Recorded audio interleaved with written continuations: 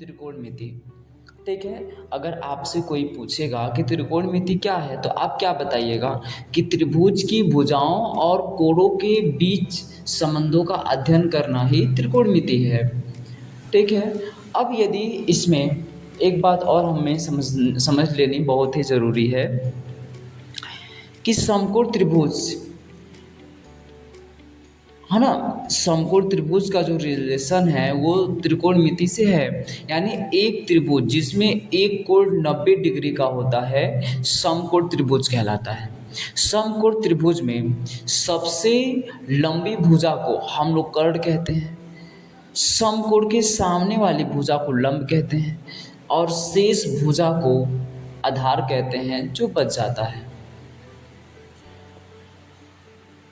अब इसमें एक शब्द आता है कि त्रिकोणमिति अनुपात क्या है।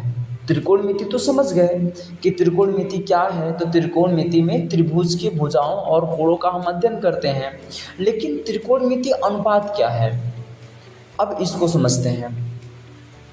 जैसे में जो समकोण त्रिभुज है और समकोण त्रिभुज में जो जो भुजाएं हैं, है ना, तो भुजाओं को विभिन्न अनुपातों को ही त्रिकोणमिति अनुपात कहते हैं। मतलब ऐसे सरल शब्दों में आसानी से ये हम समझ सकते हैं कि समकोण त्रिभुज में जो भुजाओं का अनुपात होता है उसी को त्रिकोणमिति अनुपात कहते हैं। ठीक है मेरे प्रिय बच्चों, अगर कोई ये पूछता है कि त्रिकोणमिति अनुपात क्या है, तो आप ये बताइएगा कि समकोण त्रिभुज में भुजाओं का जो अनुपात है उसी को त्रिकोणमिति अनुपात कहते हैं। जैसे में हम सभी लोग जानते हैं कि अगर साइन थीटा है तो लंब बटे के कर्ण होता है। लंब कर्ण क्या है बेटा, तो जो लंब बटे के कर्ण है ये समकोण त्रिभुज का भुजा ही तो है। समकोण त्रिभुज में ही तो कर्ण और लंब होते हैं, बाकी किसी त्रिभुज में नहीं होता। ठीक है, ध्यान आपको रखना होगा कि जो कर्ण की बात हम कहते हैं, जो पाइथागोरस प्रमेय की बात हम लोग बोलते हैं, ये केवल समकोण त्रिभुज के लिए ही होता है। तो साइन थीटा बराबर लंब बटे के कर्ण हो गया, कॉस थीटा बराबर आधार बटे के कर्ण हो गया, टेन थीटा बराबर लंब बटे के आधार हो गया।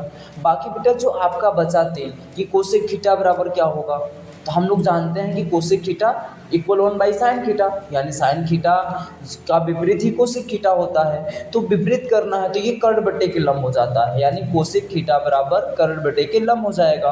वैसे ही सेक थीटा बराबर क्या होगा, तो कर्ण बटे के आधार हो जाएगा। वैसे ही कॉट थीटा का क्या होगा, तो आधार बटे के लंब हो जाएगा। अब बेटा इसमें ये हम लोग का जो दो था हम लोगों ने समझा कि त्रिकोणमिति क्या है, त्रिकोणमिति अनुपात क्या है। अब तीसरा हम लोग को समझना है कि त्रिकोणमिति सौर समीकरण क्या है। ठीक बेटा, इसमें आपको 3 याद रखना है। त्रिकोणमिति सौर समीकरण जो आप क्लास 10 के अंतर्गत 3 है, अगर यूज होता है तो इसको किया जाएगा। तो 3 है, पहला इसमें से है कि sine square theta plus cos square theta equal 1 होता है। दूसरा है कि 1 plus tan square theta equal sec square theta. तीसरा है 1 plus cot square theta equal cosec square theta. ठीक है बेटा, ये हो गया। इसके बाद में जो हमें नोट्स बनाने की ज़रूरत है कुछ विशिष्ट कोणों के बारे में, जिसमें कोणों का भी अनुपात होता है तो उनको भी समझना है। जैसे में कोई पूछेगा कि साइन 0 अंश का मान कितना होता है, तो हम उसको क्या बताएंगे, 0 बताएंगे। अब अगर कोई पूछेगा कि साइन 30 अंश का मान कितना होगा, तो बोलेंगे 1/2 होगा। साइन 45 अंश का मान कितना होगा, तो 1/2 होगा। साइन 60 अंश का मान क्या होगा, तो कड़ी में 3/2 होगा। और साइन 90 अंश का मान क्या होगा, तो 1 होगा। अगर हमसे कोई ये पूछता है कि काश 0 अंश का मान कितना होगा, तो 1 बताएंगे। काश 30 अंश का मान कितना होगा, तो कड़ी में 3/2 बताएंगे। काश 45 अंश का मान कितना होता है, तो 1/2 बताएंगे। काश 60 अंश का मान कितना होता है, तो 1/2 बताएंगे। काश 0 अंश का मान यदि पूछता है तो हम उसे क्या जवाब देंगे बेटा कि 0 अंश होता है। वैसे ही 10 0 अंश का मान कितना होता है, तो 0 होता है। 10 30 अंश का मान कितना होता है, तो 1/3 होता है। अगर 10 45 अंश का मान कोई पूछे तो 1 बताएंगे। यदि 10 60 अंश का मान कोई पूछे तो कड़ी में 3 बताएंगे। अगर 10 90 अंश का कोई अगर मान पूछे तो इनफाइनाइट बताएंगे, यानी अपरिभाषित हो गया। और और बाकी बेटा जो आपका 3 बचा है cosec theta, sec theta, cot theta, ये तीनों इन्हीं के मान को अगर हम बदलते हैं, थोड़ा सा उल्टा बोलते हैं, विपरीत बोलते हैं, तो वो उनका हो जाएगा। ऐसे पूरक कोणों का जो त्रिकोणमितीय अनुपात होता है उसको भी समझ लेना है कि अगर साइन 90 माइनस थीटा है तो इसको कास थीटा लिख सकते हैं, यदि कॉस 90 माइनस थीटा है तो साइन थीटा लिख सकते हैं, यदि टेन 90 माइनस थीटा है तो कॉट थीटा लिख सकते हैं, यदि कॉट 90 माइनस थीटा है तो टेन थीटा लिख सकते हैं, यदि सेक 90 माइनस थीटा है तो कोसेक थीटा लिख सकते हैं, यदि कोसेक 90 माइनस थीटा है तो सेक थीटा लिख सकते हैं।